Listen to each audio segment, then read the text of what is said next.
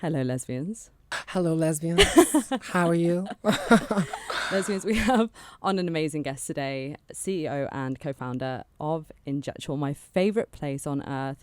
What I also call heaven, what I also call corrections, what I also call my second home. I usually go to Injectual on Westbourne Grove, and you guys have seen me go there many, many times over the past 3 years. Me too. We've got Joelle in the seat. So I have been dying to get you on, Joelle, for quite a while now, mainly because of so many reasons. First of all, you are one of the biggest divas that I've ever met in my life. It's like watching an episode of Real Housewives whenever I see you. Like I feel like somebody needs to have a camera around you at all times just to kind of capture the way in which you are. Like I think that your character is so phenomenal and very like enigmatic. I remember thinking that the first time that I ever met you in Injectual, I was like, who is this woman? Like, she's the best. And I looked over at Scarlett and we're like, who is she? And then we were like, yeah, and she's hot. And we're like, I know. There we go. So I'll take it. That's why we just kept coming back, Joelle. Yeah. To see you again. Just another excuse. Me, and I'm never there, basically. And to also talk about your experience as well. I mean, we often advocate for rights of trans in our community because it's an area in which I feel always gets overlooked. And I feel like whenever anything happens within the LGBTQ plus community that is to do with hate, they will always go for the minority within the minority first. Of course. And unfortunately, that is trans people. Yeah, and so we try and say as much as we can, but obviously this is not a lived experience for me nor Scarlett. So that's why I'd love to have you on to kind of talk about your journey as well as a trans woman, and a beautiful one at that. Thank you. And to kind of, for me as well, to understand and for everybody else who's listening, because I do think that it's one of those things where you can be as clued up as possible. And I always say to everybody, educate yourself. Like, don't expect somebody who's going through something to educate you. But I find it also just intriguing as well, just because of the person that you are. But at the same time, you know, like I also do think it's like sometimes our job to also just educate people, you know what I mean? Like, and also like I say that to everyone, like, ask questions. Like even like at Injectual, you know, we have a lot of like people that work at Injectual that are trans, and I don't expect every staff or every person that walks into Injectual to get it right every single time. You know, we're all human, and I'm always like, you know, ask me questions, ask other staff questions, because we're here to help each other at the end of the day, right? And like yes, it's obviously everybody's job to educate themselves. I also feel like sometimes, you know, you learn best from people that are, you know, closest around you, right? Yeah. So yeah, I always am like, you know, I'm very empathetic of like people like, you know, don't worry too much, you know, because I sometimes see people like stressing out, and I'm like, you know, it's all good. Do you ever feel like fucking with them? Yeah, well, sometimes, you know, just make it worse. But you know, so I think always with things like that is if the intention is good, and you notice that very quickly, right? If the intention is like pure and good, yeah, definitely. You just, you know, throw people a bone as well, right? Yeah. So you can always tell when it's so loaded. Like when somebody's having a loaded question, you're like, okay, you're not actually asking a question. Yeah, like, exactly. Yeah, you're trying to be an asshole. Be a bitch, basically. Yeah. Fuck that. Yeah, no, exactly.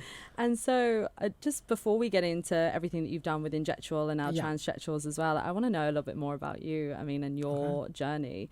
Was it from a very early age that you realized that you were in the wrong body? Or? Well, so, I mean, look, I always tell the same story. It's basically like because it's literally my first memory, which I have.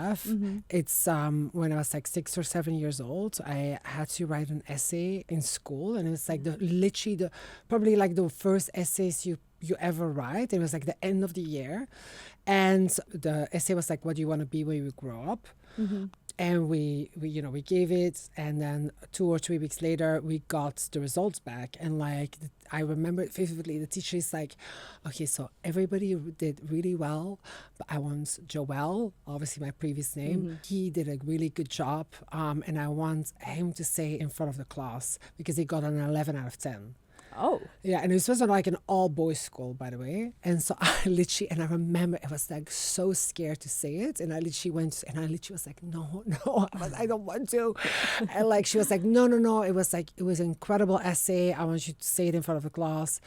but it didn't even feel malicious or something from her for some reason. Like I vividly remember her just being like, oh, I think it's a gorgeous essay. I want him to say it in front of the class. And you're like, of course it's great. Yes. Yeah. No, but I was like, okay, so I go in front of class and my essay was literally like, when I grow up, I want to be a girl. And it was like this entire essay saying like, you know, how I have always dreamt about being a girl and want to, you know, feel like a girl inside. And I don't know like the exacts of it, but it was just like, I remember being so ashamed to say it because I really meant it. And it was apparently a great essay because it was an 11 out of 10. But yeah, but the funny thing about it all was that it wasn't like nobody made an issue about it. That's what I was going to ask. What was the reception like? Literally all the boys just accepted me as a girl. It was the weirdest thing. Really? It was just like up until, so this was in the second year of primary school. So you were like 6 years old, you said, right? Six or seven, yeah. And then it wasn't until 2 years later when the school became mixed that some boys still remembered it from 2 years ago, that they started to bully me with it because there were girls involved all of a sudden. It was the weirdest dynamic, but you know, it's like, I don't know, something very strange about it, you know, about like, I don't know, conditioning and stuff with children. Yeah. But start to try and show off as well, right? Yeah. So it's like this like macho thing suddenly kicks in Exactly. to them because they see the girls there. But I think actually it was only when, you know, I started to get bullied for it 2 years later that I really felt ashamed about even having those feelings. And I really was like, okay, this is not, you know, normal, or like this, I shouldn't be feeling this. And then it wasn't actually until I met my first trans person, like in real life, that, you know, look, before that, only sort of like references I had to trans people were like, or you know, to something other than just cis people was, you know, in the media, you know, drag queens or like, or like transsexual hookers in movies, you know what I mean? Like this very like these. I was going to say there was never you know, anything that was showcased. No, you know, if I thought it never. was bad for lesbians, it was way worse for trans people. Oh my There was God! You know, nothing. remember in Friends when they would be like, you know, or just the things they would say about. Yeah. Oh yeah, Chandler's mum, was it? Or, yes, that as well. But also like, you know, I mean, they say so many offensive things about transsexuals and all of these things. So it wasn't until I actually met somebody in New York. How old were you at this point? So this was 18. Wow. Okay. That I was like, okay, this is a real person, you know, but I wasn't, that was the first time I met someone. I was like, okay, this is a real person.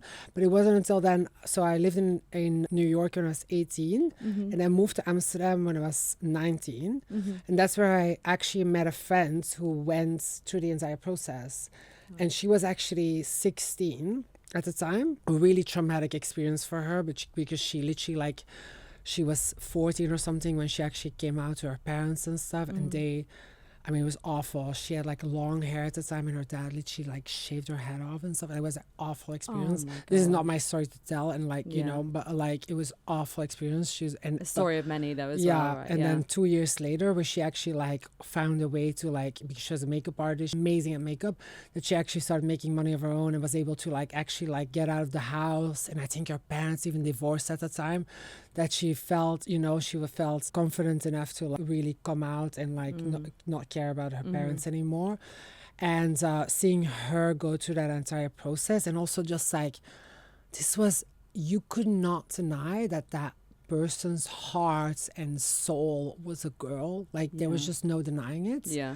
And just like seeing her go through that process, and also just I was like thinking like, okay, I am not crazy for thinking, you know what I mean? Like, you know, there's this process. This is obviously real. In the beginning, this is real. This is not like, you know, but even then I was like still thinking that there's just like something mentally not right with me, you know?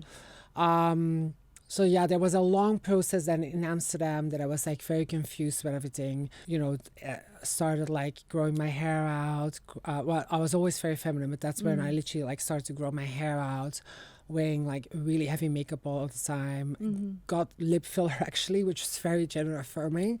And didn't look great, by the way, but you know, like the at the time, the thickest filler back just in the top lip, by the way. I mean, awful. Well, what happened to the bottom lip? The bottom lip we just did not touch. I was like, it's all in the top lip. But you know, this is like, this is almost 50. How many? No, I'm going to show my age now. A couple of years ago. No, but I was only 3, yeah.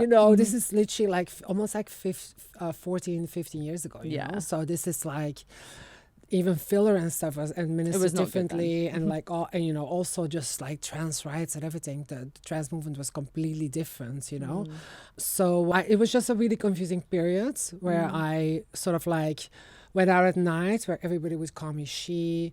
How did that feel? Like the first time that somebody called you she without you having to ask for it? Like I literally was like, yeah. And then, but that's also like, because at night I like obviously wore like full heavy makeup. They think Madonna's just turned up. Well, honey, it was not Madonna at the time. It was my version of Madonna, but it was not Madonna at the time, I can tell you that. But she was giving something. But I really felt so, I was like, I felt just like amazing. That was also the issue then. I only would like be happy at night and going out, because that's when like people would call me she, and like I just would feel very happy with myself. But yeah, and it wasn't until I went on a wedding trip with my parents and my family, after like living this life for like 3 or 4 years in Amsterdam, and being forced to wear a suit. Oof. Yeah, like forced to wear a suit, and I was like, doing the bride's makeup, because I was doing some makeup at the time. And so, yeah, it was just like so traumatic, because like I was always just like wearing, to be honest, like shit like this, like black things, flowy gowns, and you know what I mean, like all the these fur. The furs, and you know what I mean, like all these things, and like yeah, it was just like such a traumatic experience, being like forced in a suit, and like it was like, oh, so you're a boy. Babe, I even hated that as a little lesbian. Yeah. Like if they put me in a dress, I was like the opposite way. I was like, get this on with the chains. But like, it was I like hated so it. traumatic. And even that was bad, and not even as a trans person, No, like, I mean, like it's so like so stupid. I remember we were at on the dance floor. It was like 1 a.m. or something. I felt so triggered. I was like drinking so heavily that the wedding party, I went into my hotel room and just came back with a dress on. Fuck yeah. Yeah, I was like, and then actually made out with a lot of boys. So I was like, whatever. A win is a win. Yeah, but that basically, my parents obviously was there, my sister. And like the next day, my parents just sat me down and they were like, what is going on here? My parents, literally growing up, they were like, now I have a good relationship with them. But growing up, they were very, like, especially my dad was very, very strict on me. Always wanted me to play football. Always wanted me to be like the boys' boy, the guys' guy. And like, you know what I mean? And like, I would always rebel against it, because I was always like, I want to go play theater. I want to like, I want to play with the girls. Like there was just nothing masculine about, or like man about me. So I was like, I never had any sort of like, never got desire for it. Yeah. No desire, but also I never got close to him, because it was, whatever I would say would always force me into this role, or be disappointed that I was not more masculine, or like more like like a real boy. But it was him actually like sitting me down and being like, okay, what is going on here? Because this is like, so you can obviously you could see that I was struggling, you know what I mean, like I was just not happy. He was like, yeah, everybody kept asking us, like, is he or she trans? Like, is it, what's going on here? And it was him actually just asking that. And I was like, that, I never expected that. And I was like, oh, I don't know, And he was like, they're both doctors, my parents. And they were like, yeah, if you are trans and if something is going on here, we will get you all the help you want. Oh, wow. We will get you to a gender specialist, and maybe you can talk to someone, but something needs to change, right? And I was like, it was actually just such, I think that actually in a weird way it literally saved my life, because I was in such a path of self-destruction. That then he literally like drove me to my first gender specialist appointment at the gender team in Belgium. On the way back, after speaking to that specialist for like half an hour, he literally was like, yeah, what are we doing here, and I was like, yeah, my parents will never accept me. And I was like, and he was like, try them, you never know what happens. And then on the way back, I told my dad, I was like, I think I'm trans. And he literally was like, I've always known. Wow. Yeah, I've always known. Still tried to make you play football though, but don't worry about it. But that's why I was so hard on you. But I think I've always known. Yeah. And almost when they try and think they can do the opposite. Since that moment, he's treated me like his daughter.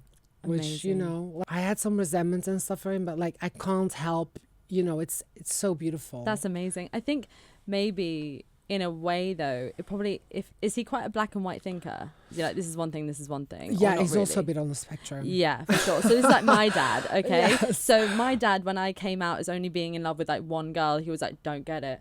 Why would you do that? Like, do you know what I mean? He was very much, but then once I came out as gay, he was like, cool. Like, he didn't care. Yeah. So the thing is, probably with your dad, it probably made sense for him that you were a woman. Yeah, he's like, well, then that makes sense. Rather than being a man or a boy that doesn't fit into the male stereotype of what he believes they should do and get up to. You know? Yeah. It's really interesting. So interesting. Yeah, exactly. No, and like, you know, ever since then, like I have a proper relationship with him. Before I didn't, you know, you can feel also when somebody wants to build a connection with you, but you know that there's resentment from both you know, sides. So it was just like never working, and now, you know, I love him to bits. Go Dad, so that's great. I love that. How did that feel for you when he responded in that way? Oh, I never ever expected it. Like literally never. No, I honestly, like for the longest time, I really got. Like I can now talk about it, but for the longest time I would always start crying. Never expected it. And like even from my full family, but especially my dad. But it's the sweetest thing is like the moment I came out and, you know, I told him that, even like when I have to hang something up in my apartment, he'll literally almost book a travel back from Belgium to London to, like, you know what I mean, to start like drilling something in my wall. And it's so sweet, but like that's, you know, that's things that he would never obviously used to do. And literally from that moment, it was literally black and white. It was like, okay, you're my daughter now. Amazing. Yeah, probably just made more sense in his head. Way more, but everything made more sense. Since that moment, I have a relationship with my dad. I always had a nice relationship with my mom, but obviously we got even closer. Ever since that, I have a relationship with my sister. Like, because before that, I didn't have, I from my side, didn't have a relationship with my sister.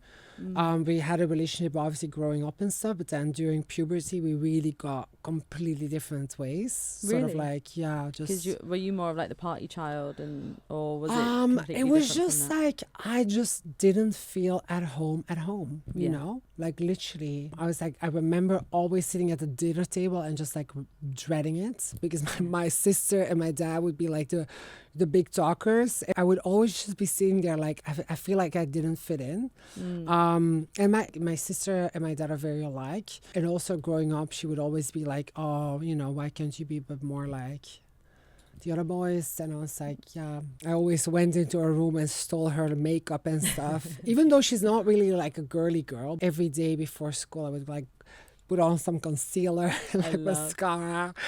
You're ahead of your time, honestly, at this point. I mean, I think it's an amazing thing to do and to discover, though, when you had no representation, like you had nothing to look for. And obviously, yes, there were drag queens, but drag queens aren't the same as trans women either. That's not like a lived experience. It's completely like, different. You know, it's costume, it's not. Oh my God. And I remember even growing up, and sometimes even like, I don't know what it was, but like sometimes even a bit scared of drag queens. I was like, because they're just like so much, you know, but I like, obviously it must also just be like internal transphobia for it. Or babe, like, I hated lesbians. Like, well, exactly. Like, what you is Ellen like, DeGeneres doing on TV? Get her off. Get her off. I remember like making a comment to my mum about Lindsay Lohan, because this is when she was seeing Sam. And I was like, lesbian. Did I think I was? Like, honestly, you try and pray it away so much that you just go the complete other way. And like, I'm so glad that you managed to kind of find your path, and within the time that you did, and before it got to much more dangerous level as well. You know, because like, that happens to so many people. For sure. No. I mean, I was really on a path of self-destruction before it, and I think obviously that wedding really needed to happen. And it happened probably like at just around the right time, because things were getting really, really dark. You know, just like just was really, really unhappy. But I know. yeah. I mean, I'm so glad that they forced you in that suit at the end of the day. I mean, it made you rebel in the best exactly. way. I know. It was traumatic at the time, but here we are. It happened, yeah. Yeah, exactly. So as soon as you came out then to your parents, did you think, okay, I want to get the surgeries, I want to do all the the moment I came out, I literally was like, I knew exactly what I wanted. I literally was like, let's get it done. Did you have a mood board? You were like, I want these tits. Yeah, I know. But, I mean, look, at the time, that was literally around the time of Gigi Gorgeous. Loved Gigi Gorgeous, exactly. Yeah. So her coming out, and then Andrea Pijik and stuff. So that were my only two examples that I was like, okay. But I knew exactly what I wanted. I had face surgery. I think literally within surgery 4 months of like basically coming out and being on hormones, and then all the other surgeries booked in like the quickest I could get it, because you need to be on hormones for a certain amount of time. But I literally, the moment I came out, I was like, let's get this over with, and then I actually did it all in all the surgeries, all the hormones, all the therapy, all the endocrinological, the hormone doctors and stuff. You must have just been like sat in a wheelchair like this, like your arms out. No, but like, look, for like so I did my studies in Amsterdam, and those were sort of like finished. Yeah. And I actually, and I'm very grateful for my parents as well, because they really supported me through this time. But I did this all in like a year or a year and a half. Incredible. Yeah, and just was like, but I took that time literally almost to literally transition. That was my only thing that I had really going on. I had a boyfriend in London at the time, and I would travel between Amsterdam, London, and Belgium. I would literally just be focusing on my transition, which is, Was he helpful throughout that transition as well? He really, like I have to give him that. Like he really was. I met him when I was doing an internship in London. So did my uni in Amsterdam, internship in London. So I was here in 6 months, and it was the 6 months that I had to wait for my first therapy appointment after that wedding. So that was the period where I didn't have hormones or anything. So I stole my parents' birth control, because they had a full cabinet of sort of like medication, because they were GPs. So I stole birth control for estrogen. I mean, completely mental, because even online you couldn't even find anything. But I was like, oh, there's estrogen in there, so I'm gonna take birth control. How did that make you feel? Did it make you go weird? I mean, I was wackadoodle at the time, so I didn't care. There was just like some estrogen in there. Yeah. And that's literally during that internship in London. That's where I met him, and I have to say, like, he was just, looking back now, he was so supportive with everything. He always made me feel so beautiful. Like, there was like times where obviously before facial feminization surgery, I felt so ugly, and like I would always be so confident, and the moment I came out, I got so shy, and like almost like did not even dare to go outside, and like always would be scared to go outside, and just like such severe gender dysphoria and anxiety. Do you think it's because you'd finally kind of like stepped into being like, okay, well, I'm a woman, so then it was almost like the pressure was on exactly out, and then whenever I would be out, and somebody would then be, oh, him, it would like devastate me. Like it would ruin my week. But he would always be like, oh my god, you look so beautiful, you know what I mean? Like it was really sweet. It was really sweet. And then he was there for the entire process. I mean, it wasn't perfect at all, but there was a couple of things that happened. But then basically, like, once everything was done, I was like, I want to move to London now and start a full new life, like properly move to London. Because in Amsterdam, that was like that period where I was like felt really, really insecure. In Amsterdam, I was like going through that entire, between phase, I would say. And then in Belgium, I just never felt at home. So I was like, okay, let me move to London. And he actually lived in London at the time, but it was just like the moment I was done with everything, I really wanted to like explore London, and like this was the beginning of my life, obviously. And he was like, why don't we move to, I don't know where it was like Surrey or something, and like move out of London. I was like, no, maybe not. Like not I'm very sweet. But it just, we were just in different stages of our life, I guess. And it's not the place for you to kind of discover your whole new life, you know, going straight to Surrey. You know, you've skipped 50 years, you know. Oh if my you're God. going into a place as your newfound, your real self. Yeah.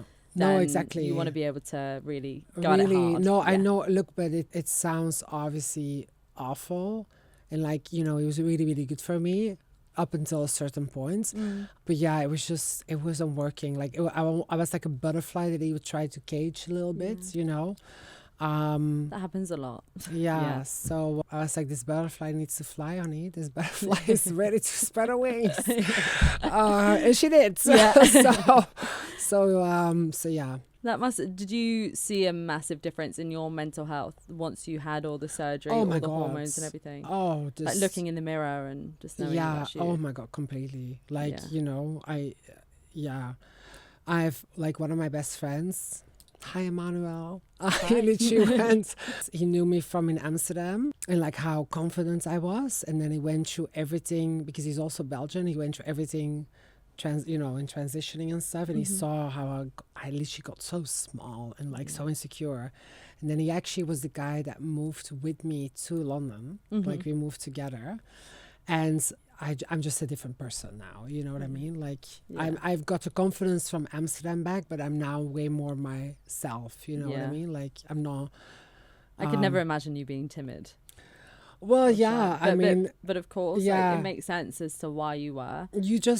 I do think most trans people go through this, where there's just a phase where you feel so insecure, you know, it's very vulnerable. But I mean, you doing it all in 1 year does not surprise me. The amount of times that you've been stood there whilst I'm getting an injection in my face and you're like, beauty is pain, honey. Like, of course, Joelle is hard. Like, I mean, when I was speaking to Nina before and she was just like, yeah, Joelle doesn't get any numbing. She just goes straight to town. And I'm like, you're made of steel. You've done it all now. No, exactly. But I mean, look, I also really, really love this field. You know what I mean? Like, it just like, it excites me because also surgeries and treatments and even that first mill of lip filler, it just made me feel so confident and so affirmed with myself, you know, that I'm like, I'm also just excited to do that to other people. That I'm like, it literally sometimes I can look at people and be like, oh my God, you know, it's going to change your life. But it does though. Like all jokes aside, I do genuinely think that treatments, no matter how big or small, can really make a huge difference. Like huge difference for skin. Oh my God, if my skin is bad, my mood is bad, everything's bad. I mean, I know people that refuse to go outside, you know, friends of mine, they are like, oh my God, I've got one spot, I refuse to go outside. And I'm like, you know, that comes straight to injection. Yes, exactly. Let's go. Let's put a cortisone shot in there. So is that what made you then? So all of your process and journey, what was the kind of deciding factor of starting up Injectual, and how long ago was that now? Was it like 4 years that you started Injectual? Yeah, 3.5, almost 4 years. I think it was upon moving. So I studied fashion in Amsterdam. And then basically like upon moving to London, I obviously went through my entire process, how life-changing that was for me. And I was like, okay, this is really interesting. Plus, my sister is a plastic surgeon. So after coming out, there was just like a click in us that was like, I think we need to start a business one day together. It was literally like, I don't know what it was, but we both had that feeling. Because it was just like it was a gorgeous moment as well, like me coming out to her. And it was like, she really accepted it. And she was like, yeah, completely fine. What an amazing family, by the way. Yeah, no. Honestly, I owe them everything. But we both had that feeling like, I think we need to start something together. After working in fashion for a bit and doing an internship here in London and stuff, hated the fashion industry, absolutely hated it. Also, it pays absolutely nothing. Peanuts, like, you know, not in this it's business. like, but also like you're expected to work 18 hours a day for absolutely no pay, and like people are bitchy as fuck. So I was like, okay, what are we doing here? They all think they're in Devil Wears Prada, and literally, it's just embarrassing. And then it's like, you're not, sweetie. Like you're just running to get Starbucks. Like, come on. But it was like, you know, upon moving to London, I was like, okay, let me give this industry a try. And I started working at this academy for injectables. And I went from like working with these fashion bitches that feel like the world, you know, to like these really grounded doctors that are really smart, treat their employees really nice. A booming industry that is like literally exploding basically at the time, especially at the time and like even now. That I was like, okay, this actually is lovely to work in. This is actually how work can be. And also like obviously I grew up, both my parents are doctors, my sister is plastic surgeon, so I was like, okay, obviously I have seen your sister's work. Yeah. She's amazing. She's amazing. I want the boobs that she does. Yeah. She did this one. Did she? She just did one, by the way. Just one. That's a long story. Maybe that's for another that's podcast your favourite episode. That's my favorite boob. I'm not joking. I've been like looking at them, like bookmarking them, being like that one. It's Yeah. just the right one though. I think I can only afford one boob from her, so I'll put the other one on the payment plan. There we go, ClearPay or Klarna. Sorry, where were we? Sorry. Okay, so basically started working at this academy, really enjoyed it. And I was like, okay, so I always worked in marketing, but then did basically marketing for this academy for injectables. And really, really enjoyed it. And then afterwards, I was like, let me just work for a clinic now. So then worked for this clinic chain called Cavendish Clinic. I've heard of them. Yeah. And that was a really, really, I wouldn't even call it a chain. It was like they had 2 clinics and actually grew the business there in 3 or 4 years to a chain of 10 clinics. Wow. Going into John Lewis and like having all these cool projects with SkinCeuticals and hydrofacial and launching a hydrofacial bar and injectables clinics in John Lewis and stuff. It was a really interesting period. Yeah, amazing. Yeah, saw what they were doing right there. Also just like saw what they were doing not so right there. You know what I mean? Yeah. But obviously you follow the boss. So I was like, okay, let me just take everything that I've learned and see what is missing on the market. And that's where I was like, okay, there's actually not really cool, nice concept around injectables, especially in London. You know what I mean? No.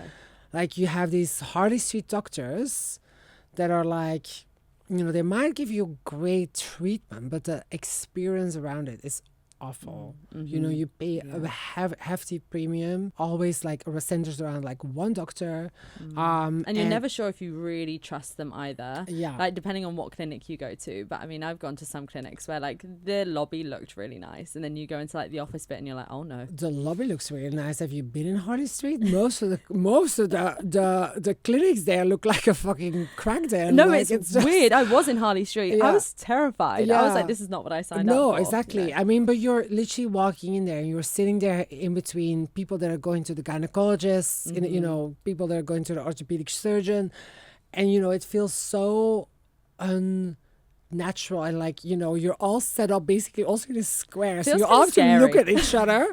It's so awkward. And then you're called over by this random receptionist to go upstairs, and then sometimes you even put numbing cream on in this waiting room. I've done that before. Yeah, and then you're basically after your treatment, you're literally ushered out directly on the street. Your lip is still bleeding, you look a mess, and you just are like, okay, I just paid, I don't know, £500 to get my lip fillers on, but like, the experience around it is awful. Yeah. Less stiff lips as well. Or you go to a chain, and then you're either treated by a really good doctor, but you might also be treated by somebody who has generally no experience. Yeah, they have done a 1 or 2 day course, no experience. No, it's terrifying. Yeah, so you don't ever want to trust anyone like that with your face. Yeah, but that's how it used to. A lot of chains still do that. They have no real vetting process for their injectors. So I was like, okay, why don't we just do the complete opposite? Create a really cool concept around it. Take it out of Harley Street, because literally every single person can rent a room in Harley Street. So like, let's take it out of Harley Street, put it in the high street. There's no need for taboos around injectables anymore, and create a really nice experience around it. And you have. Well, thank you. Yeah. We try, but and also like with every location, obviously we learn things and we like to always improve. But it's already miles away, miles better than Harley Street. Oh God, it is. So we have beverages up on arrival. We like try to like have a really nice center at the clinic. We have like a concept, we had a concept studio, look at the design and like really think about every aspect. And after treatment, you have LED therapy to speed up the healing. Plus, it's like really nice to it's a really nice sort of like ending to your treatment because it like relaxes you, speeds up healing. You have a little skincare and makeup tester bar if you want to like reapply some tinted moisturizer. So you can literally go back to work. Yeah, you can go back to work. A lot of people go back to work afterwards. And then we have memberships, treatment plans to also make it as approachable for all. Because I just wanted to think about creative a really nice experience and a really nice brand around injectables. Yeah. So I mean, I remember when me and Scarlett first went, and immediately completely different experience to anything else that I'd had before. I walked in looking cooked, babe. Like I remember sitting down, and I'll try and remember the clinician's name now, but it was now like 3 years ago that this was, and they looked over at me. And we're just like, no. I said, what do you mean no? They were like, we're not touching this face. They were like, you've got migration filler all up here, all down here.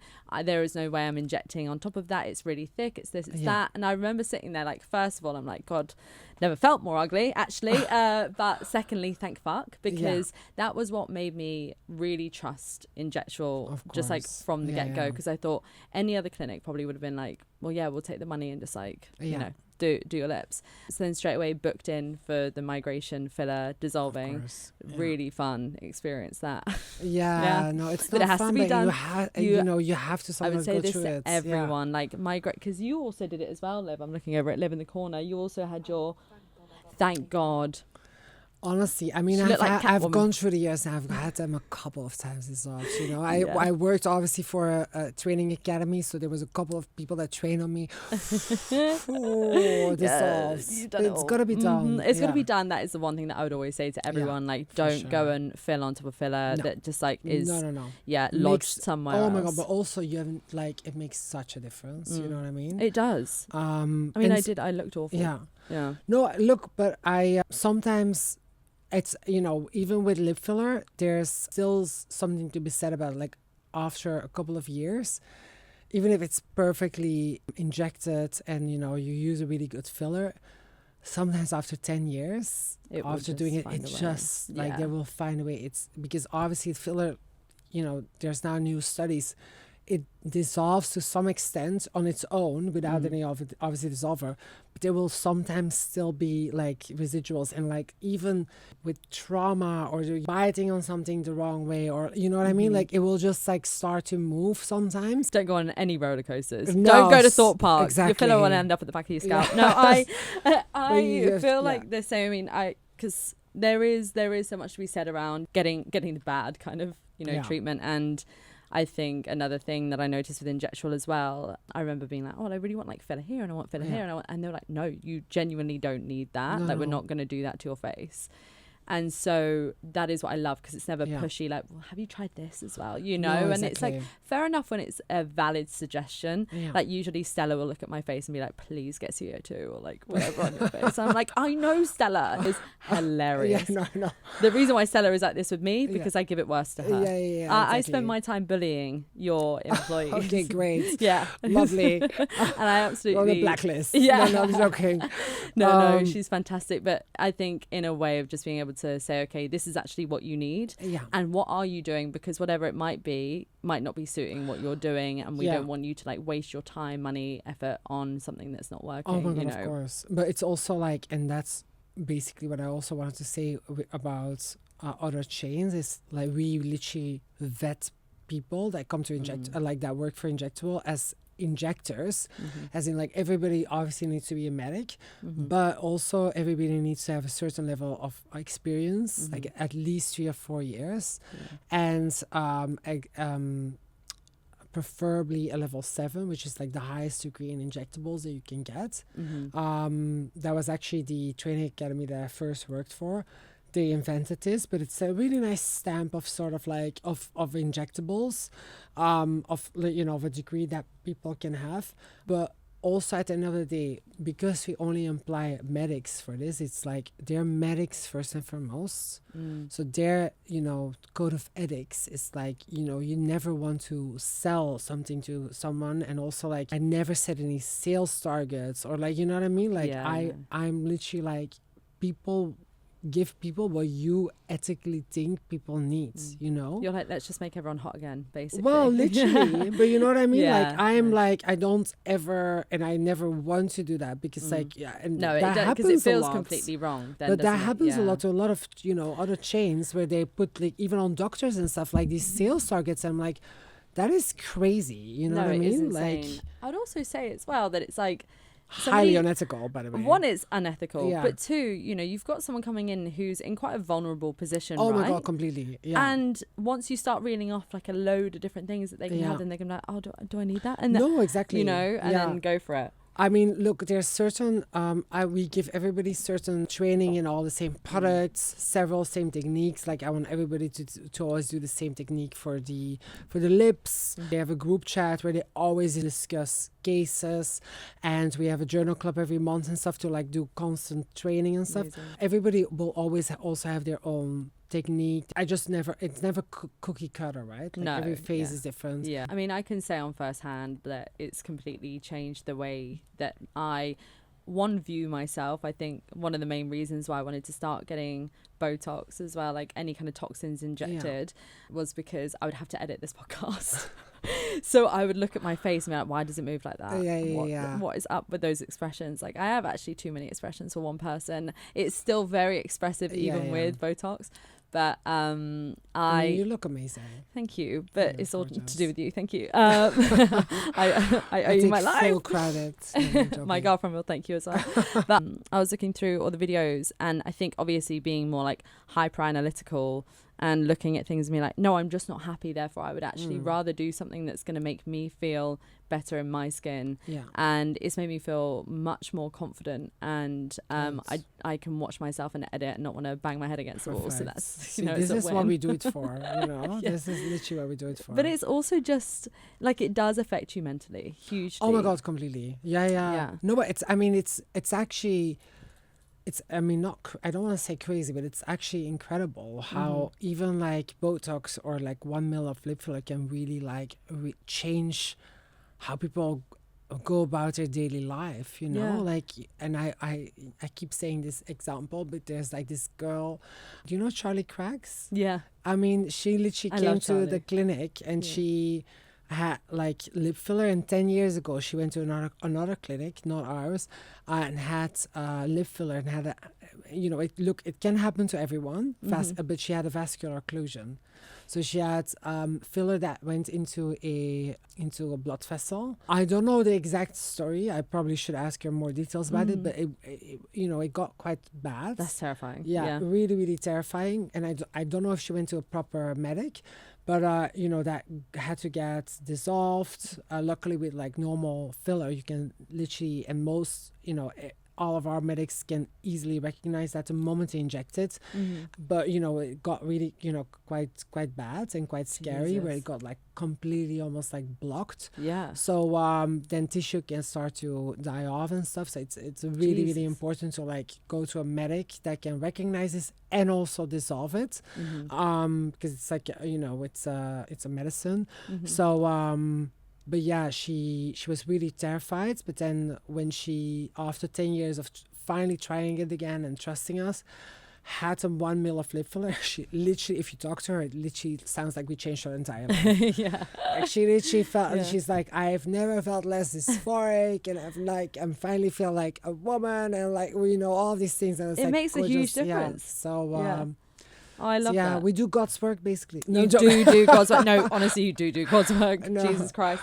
I don't know what I would do without you guys. I mean, honestly, it has made a huge difference. And like, just Botox as well, like the power of it. Like I would say with my jaw, especially from like a pain perspective as well. Sure. First of all, I look like handsome Squidward. I had like the squarish jaw, and then in my traps as well. So I'd always get headaches because of my traps or from my jaw, and just the actual like silhouette and the shape of my face has just completely changed since getting that done. I mean, that's also for me and like for a lot of trans women, like that masseter Botox literally makes such a difference. And I actually didn't notice it until like Zane one day was like, "Oh, sweetie, we need to do your masseters." And I was like, I don't think we do.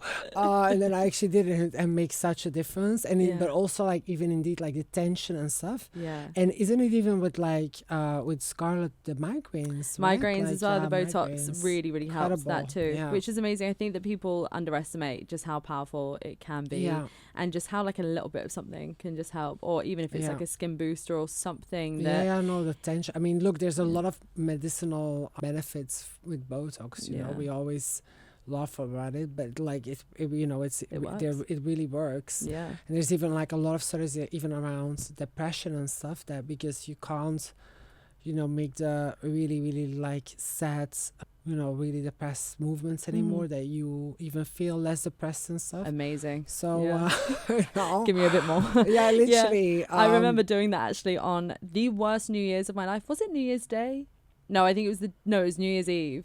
And I went into Injectual. It wasn't this one, it was the New Year's Eve before. And I have been cures your depression. On death's door, crying, sobbing, crashing out left, right and centre. And I went to Injectual and he was like, "So what are we doing? Are we going to do like a freeze? We're going to do something light?" And I'm like, I was like, "Please just make it look like I've never cried in my life. Like get rid of whatever the fuck is going on in my face. I don't want to look sad anymore." Honestly, it made a huge difference. Wow, I mean, then you just see the tears. The one tear. And I'm the just Lauren like, Conrad tear. Honestly, saved my year, because I think loads of people are able to. I mean, I had to carry on. I mean, I went through a really hard year, and I had to carry on going to events. I had to carry on doing the podcast, and I had to make it look like I hadn't been crying my eyes out every single day, and genuinely like having Botox and having the skin treatments really helped. Can I ask a question to you, by the way? No, because like how long did it take you to like feel normal again, like after being so depressed? Do you mean like this so it was this year? That was, I assume, after breakup. So it was the breakup. So the breakup happened end of 24. Okay. And then 2025 was a rough ride, but also 2024 was also hard as well. And then, but I think it hasn't been linear, like it took me so long just to, I think what I was doing, to be honest, was like burning the candle at both ends, like quite extremely. Like I was working a lot, but I was also like going out every single night. I could not stay in, because I was like, if I stay in, you have to think about deal with all of this, and I can't do that. So I was exhausted, like utterly exhausted. So I think I'm still recovering from like the burnout of all of that. Course. And I think it's like some days you just have good days, bad days, good days, bad days, and you have to kind of, I think my main thing is that I've proved how resilient I am, and that's one thing that I'm really glad that like I kind of have, and I'm glad that I carried on with the business and everything else when I felt like I couldn't, and I was just like, no, sometimes you just have to, you don't have a choice, or but it's also because I have so much love for this that I was like trying to kind of like carry all of that on. But I would say that like heartbreak is one of the worst things that someone can go through. Oh, sweetie. I know. Are you seeing anyone at the moment? Are we going to out them? No. That's like, honestly, I look, at the end of the day, dating, I find dating as a trans woman really like, look, dating in general is tough. But this is what I was going to ask. As a trans woman, it's like a big topic I've seen on like TikTok, especially Belle Priestley, my friend. I know she's friends with you. She talks a lot about dating on TikTok, and I was interested. It really sucks, because to be honest, well, I mean, it probably sucks because men suck. You know what I mean? Like, I mean, yeah. Like, this is a good topic, actually. Let's talk about men this suck. here. Yeah. Men suck. And are you fully straight as well? No. I'm pansexual, but pansexual, bisexual. Sorry. Pan. Okay. Pan. So, like, I have dated girls before, but, and like, to be completely transparent, like only have been intimate after transitioning with a girl, because like before I obviously couldn't be intimate with anyone really, but especially like after transitioning, I really started to explore myself and felt really like myself. But for some reason I just feel more, it just feels more natural to date with a guy, unfortunately. Really unfortunate. My condolences. It really, like, I don't know what it is, but it's just like, is there an element of like a bit of gender dysphoria that goes into that, do you reckon, at all? Or do you just think it's just like personal preference? I think, no, it's just like, obviously, I think I just want to feel, it's not even protected, but it's more like maybe I'm just like craving that male role, even though like that doesn't even really change anything. Maybe it's still like I'm figuring all of that out, but it's like, because I'll never forget Caitlyn Jenner saying that once, actually. Was she? What do you think of I Caitlyn mean, Jenner, actually? Whoa, do let's you hate not her? even touch that, like that cretin of a human. No, Jesus. that's what I was going to ask. I was like, how do you feel that one of the biggest trans women, I mean, such out a there disappointment. is Caitlyn? Come on, that is just like, what a fucking disappointment. I think that she's trolling everyone by this point. I genuinely think that I hope so. Yeah, I really hope so. I mean, like, literally every single, like, I you know what, I don't even want to give that person airtime. Like, I just am like, there's so much wrong there. Yeah. Like, she had such an opportunity there, and like anything I see about Caitlyn, I'm just like, I can't. Like, I literally want to She's scream. not one of us. Yeah, not one of us. You know what I mean? Like, it's just like, just everything, like, just anything and everything. It's worse than no representation at some point. Because you're actually just destroying. Yeah. Like, in the beginning, I think everybody had hope, you know, but then it's like, insane. She's just insane. Well, I don't even know how to discuss that. Fuck because you, I Caitlyn. don't. Yeah, literally, fuck you, Caitlyn. Yeah. No offense. Like, it's just. No, I mean offense. Yeah, literally. Full offense. Fuck you, Caitlyn. Fuck you, Caitlyn. Fuck you, Caitlyn. Yeah, I think that's interesting though. Like, kind of going back to the guys as well, because obviously, I think that I remember, like I said, like she did say something that she preferred to be with men because of that reason. But I think that everything's always a journey, right? And like some people like find their sexual orientation like a bit of a journey too, and kind of like figuring out, because I've kind of noticed the way in which women are now, they're kind of stepping up into more of like a gentleman role than like men ever have too. I feel way more taken care of by a woman than I ever did by a man, because I used to date men. But like, and look, that's also what I'm still discovering now, you know. Like, sometimes I'm like, I'm out on night, and then I meet a girl and that I really like her, and then she's actually like treating me like a gentleman, and I'm like, this actually feels amazing. So she gets the car TBD. door for you, pays for everything. You're like, this is amazing. It's not even like, I don't even care about her paying for anything. No. It's more like, it's even just like, having the arm around me and just like literally like telling me I'm beautiful, like all these things. I'm like, okay, this could really work. So I don't know. You never know, but it's maybe just like something that's still innately in me, that I'm like seeing that prince fantasy, you know what I mean? And I think it's also like a lot of people like grow up with wanting like a male validation, right? Exactly. It's huge. It's so indoctrinated into like everything, and I feel, because it is difficult for trans women, obviously. Literally, it's difficult for trans women to date within this kind of space, and like, I feel like a lot of them, I mean, I know that a lot of them would love to date a trans woman. It's not that, it's about them being, whether somebody knew that their partner was trans, for them, because they've got this kind of internalized, there is just a widespread indoctrination across all species, I feel, at this point, where it's like people don't even have their own thoughts anymore. Like, they have to just kind of go along with whatever someone said was the right thing. No, but it's just difficult, you know. Francis is luckily dating someone. We've got Francis like in a the lovely cis guy, but like, it's just like really, I find it really, really difficult to date someone, and then there's, completely transparent, there's also like I'm post-op, which then even like adds in a different layer, and you know what I mean, like it's a really tricky thing to navigate. But also at the same time, also I feel sometimes like I'm generally too busy to properly date, so there's also that. So I feel like it can be tricky, I think, as well, because I mean, it makes me laugh sometimes, because the guys be like, they're going to think I'm gay. And it's like, I'm not being funny. You're more of a woman than I am. Yes. I'm looking at you and I'm like, you are so feminine. You are a woman through and through, you know. And if a guy wanted to date you, that makes him like the furthest thing from gay. Surely wouldn't they just want to be with a man? That's like, for me, that's exactly a thing, right? Like there's a lot of guys that I then date, and then, or even like meet on night out, and then it's like, you can just see the wheels turning all of a sudden, you know, when they like find out, or you tell them, and like it literally opens up this Pandora box, and I'm like, I don't have time for this. You know what I mean? Like, I don't have the energy for this. You figure all of that out on your own. I'm not here to, you know what I mean? Like, it's tricky. It's tricky because it's like a constant coming out as well. Yeah, exactly. That as well. I think also like this is my area of really like focusing on business and like really like growing all of that. And I'm quite black and white. I can only focus my attention on that many things.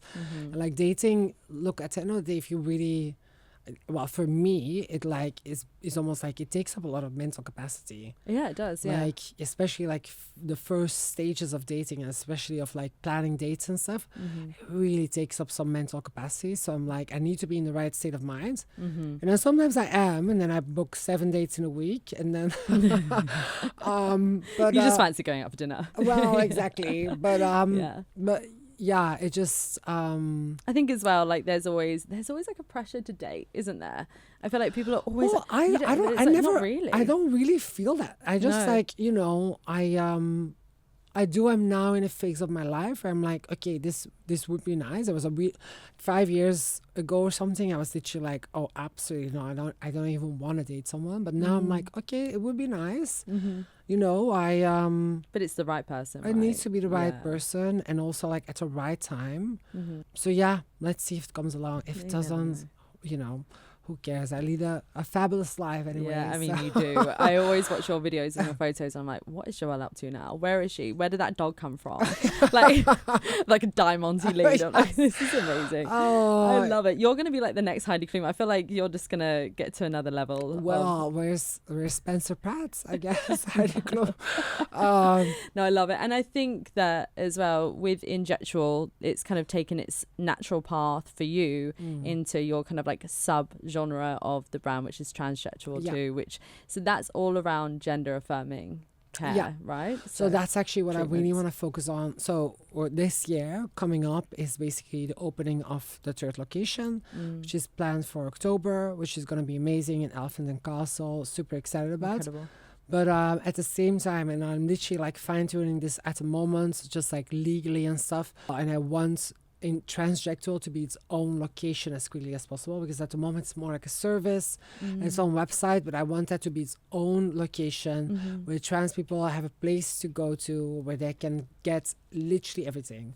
So surgery, all the treatments, hair removal, electrolysis, voice feminization, therapy. We want to we're partnering, because we're like in discussions with them with Ann Healthcare, so we can also partner with hormones. So it's literally like a place where you can come for your full transition, basically, you know. Amazing. For your full medical transition. Obviously, you know, not everybody needs medical services to transition. If you want to, that's basically a one-stop shop where you can go for everything in London. Will it be for trans men as well? For everyone, for everybody on the spectrum, basically. So people that are, you know, gender diverse, non-binary, like everyone is very welcome. And what I'm basically doing at the moment is creating a structure where we will have fund next to it. So percentage of so Transjectual will be its own business, and then there will be a fund, Transjectual fund, and a percentage of profit of Injectual each year will go into that fund. Transjectual itself will obviously do fundraisers and stuff, but Transjectual Ltd all the profit they make will go directly into that fund as well. Amazing. And I'm fundraising for Transjectual as well, so we can actually have its own location. And we will do this each 3 months. We'll have people applying for the funds, and they will either have 100% or 50% of their care fully funded. Incredible. So, That's so we will, good. you know, like we will hopefully be able to help the most vulnerable people either fully free or as affordable as possible.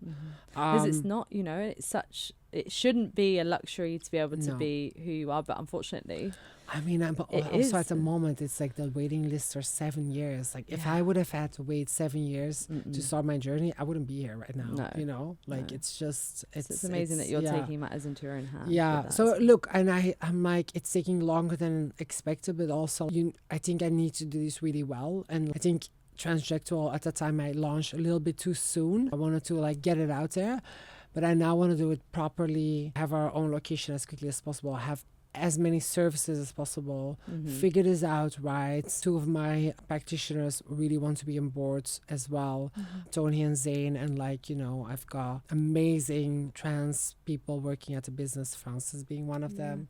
And it's so inclusive. Like as soon as you walk in, it's just so inclusive. No, like exactly. Even as a gay woman, like always felt very, very welcome there, because it's such a kind of like straight girly kind of thing before as well. I feel like going to the clinic. Like oh my God, like the mums were going. No, exactly. You know, and it used to always be like that. And like, I never wanted the clinic to feel gendered in any way, you know? Like, we even have like straight cis men coming into the clinic. You know what I mean? Like, I'm just joking. They get charged double. No, well, you know, they're like, everybody comes to the clinic. Like, I always say, like, where every other clinic focuses on one demographic. Yeah. The one, you know, the slightly older and stuff. We focus on everybody else. So you can definitely feel it when you're in there. Like, there's never been a moment where I would ever feel uncomfortable or not welcome. No, exactly. No, you know, and like sometimes it's lovely to hear even feedback from my practitioners. You know, that's what I literally do it for. Like when they send me messages as well, or we get reviews, and my practitioner are like, "Oh, today I don't think I treated a single non-cis or non-queer person." I was like, great, you know, fabulous. Yeah. But you know, and I mean, they tell me that in experiences. I had like this one non-binary person, 2 trans men, and then you know what I mean. Like, just hearing about their day and how it like made them feel better about their day, made the people feel better.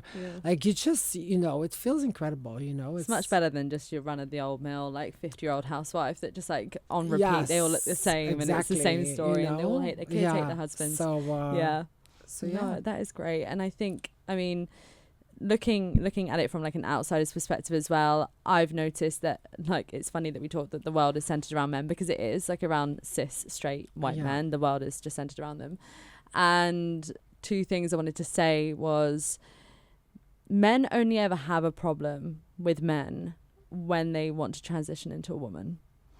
I feel like they start to be like, okay, that's the honey, that's the it's like, oh, okay, this is an easy target now, like this is a trans woman, now we're gonna go for them, but as a man, no. But there seems to be quite a big theme around this, because nobody come for me, I'm not saying that trans men don't get hate, because they definitely do. But when we're talking about headlines, when we're talking about pitchforking, it's always for the trans women, always. And so that's one thing that always kind of it sparks something in my brain, because I go, this isn't just about trans people, this is a very fueled agenda here. It's also wrapped within misogyny, for sure, because nobody hates women more than these ugly straight cis white men. They're always ugly. They don't, you know. And I think that there's a real lack of respect there, and it's a tale as old as time as people hating things that they can't understand, or something that they're scared of. And what's to be scared of? Literally fuck all. I think that hating people is never gonna make your gayness go away. It's never gonna make your gender dysphoria go away. But I'm talking about these men, by the way, because they it's all riddled within them, you know. This kind of toxic masculinity. Like, I don't even know how to approach this, but it's like, you know, let's hope it just gets better. And I feel like, you know, the only way to do that is actually by positive representation, and you know what I mean, like also showing that trans people are just literally people trying to live their lives. Yeah. You know what I mean? Like we're just literally trying to exist and just be well, according live a to normal. Trump, you just want to shoot everyone. Yeah, yes, exactly. Like, do you know all the shooters are Yeah, trans? You're like, what everybody's do you trans. mean? Oh my God! Yeah, with that Kirk guy, Yeah. that it was something was trans. The was bullet like- was trans. The bullets were trans. Oh my the gun God. was trans. The roommate was trans. Literally, It was insane. It was insane. It's but, such a reach. Such but a yeah, reach. it's just I mean, look, we've got it bad now, Yeah. but hopefully, I feel like the only way to change it is like to change the narrative and like you know to have positive representation. And look, That's I the main never try to thing. focus on anything too negative. No. I'm just like, look, there's just work to be done here. You know what I mean? Like, let's focus on the positives here. Yeah. You don't always want to feel like you're fighting just to be yourself either, right? Or to be accepted. No, I think that exactly. its representation is just so important, and Yeah. that's up to a lot of The agencies to put it media. out there. But then Yeah. that's why we love having such free media with the podcast, Yeah. because for us we can do whatever we want. I haven't got anybody saying you can't do this. Yeah, you yeah, know? exactly. And so the more, and I'm really hoping, I know that the listeners will absolutely love you and fall in love with you, but it's being able to put people like you out there that is such a positive representation. Yeah. And like Francis as well. Hard to get you on next. The diva. And the diva in the corner. But obviously all of the other beautiful trans friends that I do have too. And I think that being able to like showcase that and not be like, this is not a spectacle. This is not something that's so like heinous or out of the ordinary or scary or whatever. Like I said, people are always scared of what they don't know. Of course. They don't know it because they haven't seen Yeah. it. And No, like, exactly. being able to see it is so important. And one last question I wanted to ask you as well. Okay, So cool. I know that obviously your experience of when you were younger, growing up like as a boy, I know that it was quite, it was very difficult Yeah. to say the least. And you'd obviously written your letters very, very early on in life at 6 years old, and you'd kind of understood that. However, kind of putting all of that aside, do you feel like there was a difference in the way that you were treated when you were presenting as a man versus presenting as a woman? Or do you think that you had your blinkers on a little bit too much in the kind of like self? Yes, expectations were definitely, you know, you notice that expectations are way lower and now that transitions. Mm-hmm. But like, and literally like the sisters of one of my best friends growing up, she always said this, she was this beautiful blonde woman. Mm-hmm. And she said, people underestimating me because of like what I look like is my biggest superpower. Mm-hmm. And I found that really powerful, and I always remember I love that actually. Yeah. because like, you know, she would always prove them wrong. Yeah. And like, you know, she was super smart, but like she literally was like, people always underestimate me, but like I will use that to my advantage. Think I'm my, a bimbo. Yeah. you know what I mean? And Yeah. like that's also like the way I always like approach that. And I'm really glad that she, you know, that I remember that, because like it's true. People, the expectations are way less, sometimes to our detriment. Like, you know, when we have builders into our clinic, they literally, you know, think that we are two, you know, me and my sister are two stupid bimbos that are standing there that have no idea. But we Yeah. now know what's up. Yeah. You know, Yeah. maybe with the first clinic not, but with the for a second one and a third one, we now know what's up. Yeah. And but yeah, I noticed Getting that. underestimated in a Unfortunately, way. I noticed that in that. But often, in most things, I try to use that to my advantage, because it's, you know, it's really powerful as well to prove people wrong in a way. You know what I mean? Yeah. Like, But before your transition, did you feel like you could get away with doing less and being praised for it? Or do you think it was actually the opposite? Because I do also think that there's a lot of pressure there's growing a up lot. for males. Yeah, I mean, look, there's a lot of pressure. And did you feel safer or not really? No, I like, as in like safer, like even like being out and about. and Yeah, stuff. like walking down the street. Or... I mean, for sure. Yes. Okay. Obviously, yeah. I mean, look, you know, you just know it. Obviously, you're a target, right? Like, as a, you know, it's I think a lesson you learn very quickly as a trans woman. As a woman, you're literally a target to pervs, to creepers, to everybody. You know, it's like at the end of the day, even as an effeminate male and stuff, like you're just a quicker target than everybody else. You're Agreed. just. I don't even remember any moments because I never was like a masculine man or something, you know what I mean? So I don't You're probably remember, in more danger. yeah, like literally, I don't remember a time where I was like, you know. So I feel like I've always been a bit of a target anyway, and like I've always felt, you know, I think every girl, unfortunately, most girls growing up, they learn very quickly, or effeminate males or whatever, they feel they learn very quickly. You have to be vigilant, you know, like even in a taxi, and like, you know, there's creepers everywhere. God, I know. Fight or flight is fully activated like at all times. literally, you know. And at night, like, you can't just go alone on the street. You have to be vigilant at all times, unfortunately. But yeah. Have you got the heels on though? Because I feel like you could do some damage. You can do I'm not worried about you. Yes, exactly. I'm also quite tall and stuff. Just one little one little hit. Yeah. But yeah, look, I mean... but there's not, like, notable difference. I think, like you were saying, because you are more effeminate, then it's not like I'm asking some, like, ex-burly, like, man that is a very, very stark difference. Caitlyn. Should get Caitlyn on here. Bruce Jenner probably, you know, didn't have all that growing up. I think I've always felt quite scared. Do you know what? I've been scared since day one. Literally. So yeah. There's not that much difference. I mean, I think it's so interesting because obviously I've known you for years on my like fleeting visits to Injectual, but never known your story, and it's really admirable. And the way in which you handled it is incredible. And now what you've done with your pain, with your time, with your experiences, and actually poured it into something that is so powerful and is life-changing. And it has a mixture of your passions but also your past, and so it means that it's something that's so close to your heart, and that's for sure. That's when you know that you're doing the right thing. And I also just literally genuinely love it. Like, I literally love the business, and I love the people that work for it, and I love what we do and stuff. So it's like... Same. It's I mean, look, it's and even the industry and stuff, I really, really genuinely have such a passion for it. So yeah. Oh God, everyone's got to sign up to Injectual right now. Do you know how many people ask me? They always ask me like, what did you have done? What did you have done? And I will tell them everything. Yeah, good. Always. I hate it when people gatekeep. Oh my God. It's like the people who have suddenly all lost like 2 stone and they're like, no, I'm not on Ozempic. What do you mean? Yes, you are. Oh my yes, God. Yes, you are, Rachel. Exactly. And that's fine. Rachel. You've been trying to lose weight for 10 years that I've known you, and all of a sudden you've dropped it and you're not on Ozempic. Oh my God. No, I'm a big believer on saying what you've had. For medical aesthetics in general. Like I'm the example for medical aesthetics.